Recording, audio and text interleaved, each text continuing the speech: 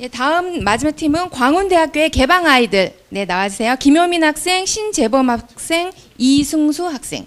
네, 축하드립니다.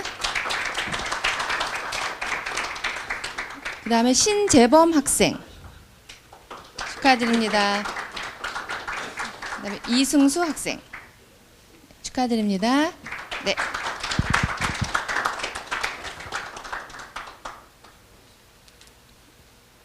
네, 활짝 웃어주세요.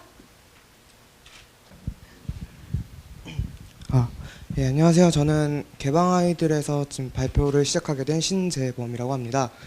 예, 저희는 상부 필터를 적용시킨 ARS를 이용한 세그웨이를 만들었고요. 저희는 세 부분으로 나누었는데 상부 필터를 적용시킨 ARS 부분과 그리고 세그웨이 하드 설계 및 제작과 그리고 전반적인 아키텍처 설계 및 구현으로 나누었고요. 저는 그 중에서 하드웨어 설계 및 제작을 맡았습니다. 네, 제가 솔리드웍스를 통해서 처음에 저렇게 설계를 하였고요.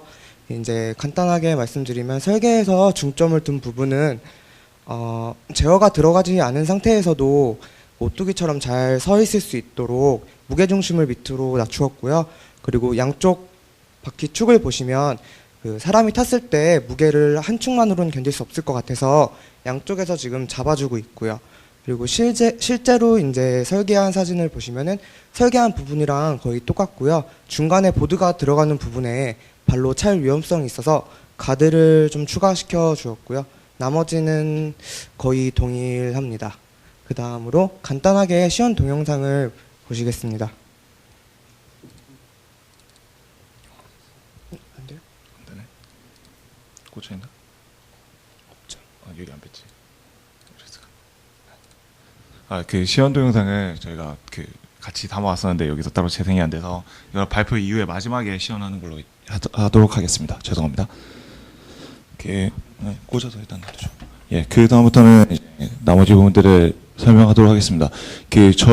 거의 유일하게 저희 팀만 이제 2명 이상이 발표를 했던 것 같은데 이미 이제 수상이 확정된 상태에서 팀원들한테 최대한 배려를 해서 서로 이제 이런 자리에 쓰는 게 많지 않으니까 그런 기회를 주고 싶었었는데요. 지금 그러니까 앞서 이야기 드렸던 것처럼 이제 저희 팀 같은 경우는 ARS 센서를 만들고 그 다음에 그걸 적용한 세그웨이를 만드는 거였습니다.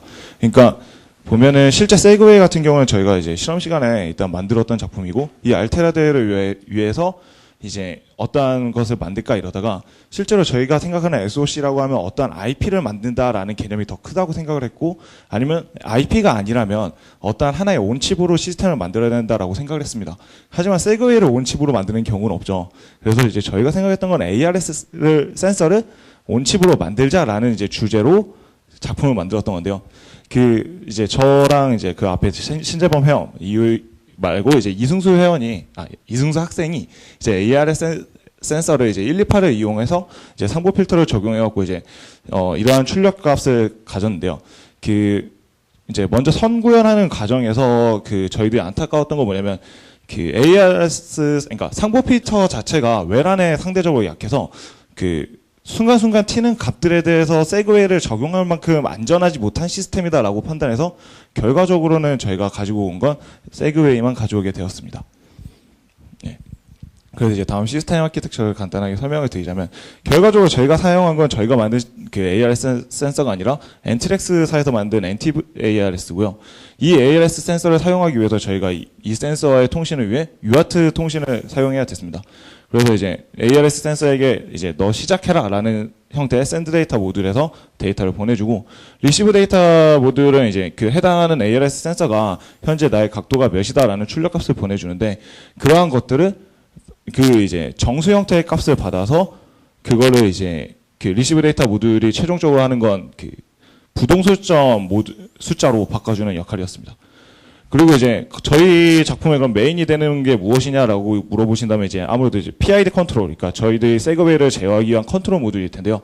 이 PID 컨트롤 모듈을 동작하기 위해서 일정 제어 시간, 제어 주기가 필요하고 그리고 이제 계산을 위한 FPU 유닛이 필요했습니다.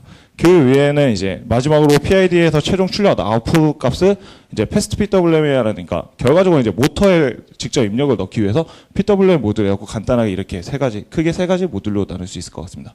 그래서 이제 저희가 남은 시간 동안 발표드릴 거는 결국엔 PID 제어기는 어떻게 만들었고, 그 다음에 FPU는 어떻게 만들었냐, 그런 이야기를 드리게 될 것 같은데요. 그 PID 제어기란 이제 간단히 이야기 드리자면, 가장 간단하면서도 가장 강력한 퍼포먼스를 발휘하는 클로즈 루프 형태의 제어기입니다. 그래서 이제 PID 제어기를 간단하게 설명드리자면, 이제 인풋, 그러니까 저희의 타겟과 그 다음에 현재 상태의 오차의 입력을 받아서 P 제어, I 제어, D 제어를 한 다음에 각 그 세 개의 제어를 합해서 출력해주는 제어가 PID 제어기입니다. 이 제어기를 하는 제어기를 동작시키는 과정에서 이제 I 제어와 D 제어가 미분과 적분 제어인데, 이 미분과 적분 제어를 이제 간략화해서 사용하기 위해 이제 일정 주기, 그러니까 I 제어라는 건 적분 제어잖아요. 그럼 적분이라는 건 일정 시간 동안의 썸이고, 그다음에 D 제어는 그러니까 미분이란 건 일정 시간 동안의 변화량이잖아요. 그런 것들을 그런 것들을 간략화하기 위해 이제 일정 제어 주기가 들어가고요. 그다음에 이런 것들을 계산하는 거는 결과적으로 FPU, 플로팅 포인트 유닛이 됩니다.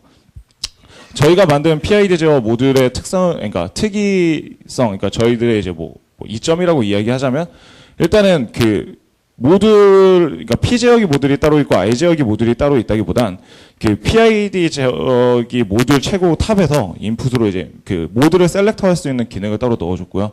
그다음에 그 셀렉터 하는 경우에 따라서 앞에 보이는 이제 이 스테이트를 다 도느냐 마느냐가 결정이 되고요.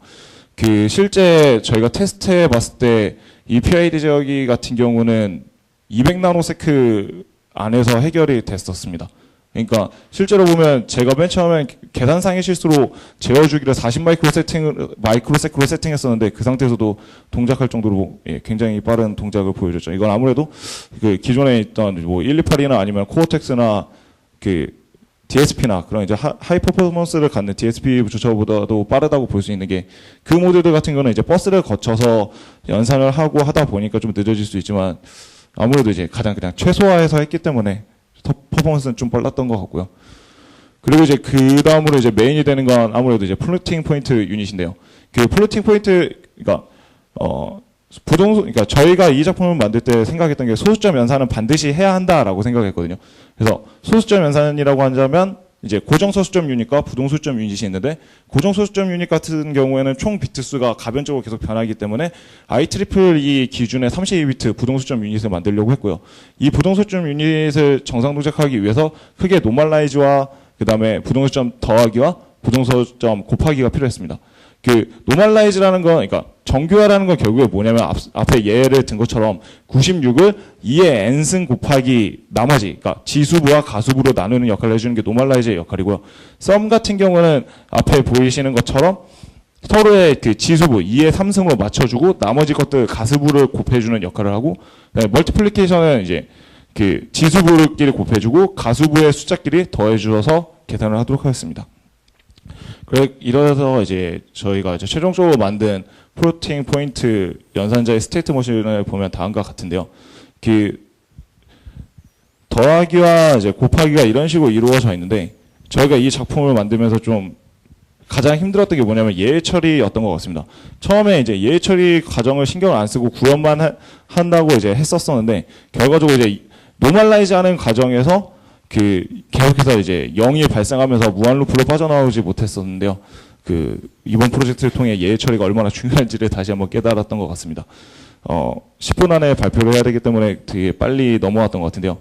마지막으로 이야기 드리고 싶었던 게 뭐냐면, 앞서 이야기 드렸던 것처럼 SOC라면 원래 IP 개발을 하는 게 맞다고 생각하는데, 저희가 이제 이걸 실험 작품으로 했던 거라고 이야기 드리자면, 저희 이제 학교 로봇학부라는 학과 특성인데요. 학과에 알테라에서 관계자분들께서 이제 알테라 보드를 지원을 해주셨어요.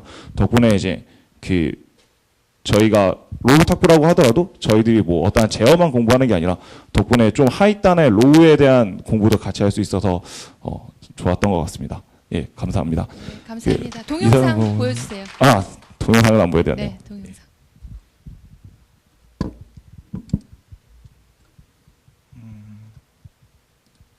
혹시 질문 있으시면 질문 받도록 하겠습니다.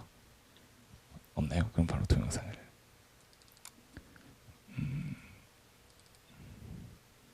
예, 이건 이제 저희 학교 공터에서 타고 있는 영상이고요. 예, 저희가 이걸 만들고 나서 좀 아쉬웠던 게 뭐냐면 저희는 이제 사람이 탄다는 것과 보드 크기만 신경 써서 좌우폭이 좀 커졌었는데 좌우폭이 좀 더 좁았으면 회전 반경이 크지 않았을까라는 좀 아쉬움이 있었던 것 같습니다. 네, 네, 이상으로 질문 마치도록 하겠습니다. 있으신가요? 예, 없으면 이상으로 마치도록 하겠습니다. 네, 감사합니다.